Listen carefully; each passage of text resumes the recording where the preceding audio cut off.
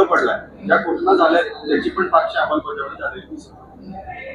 बघा, देवेंद्र फडणवीस यांच्या सरकारने व त्याच्या आधीच्या शिंदे सरकार कोणत्या घोषणांची अंमलबजावणी केली एवढं सांगा.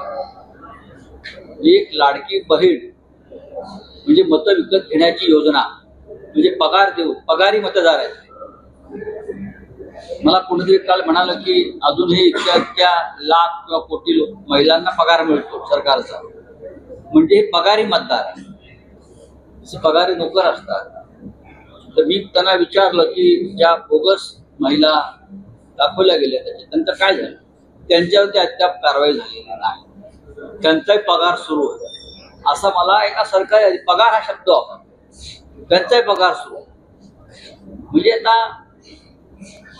एक योजना सोडली ज्याच्यातून भ्रष्टाचार, अनागोंदी, तिजोरीची लूट आणि मत विकत घेणं हे स्पष्ट दिसतं. ही योजना सोडली तर महाराष्ट्रात दुसरी कोणती योजना सुरू नाही.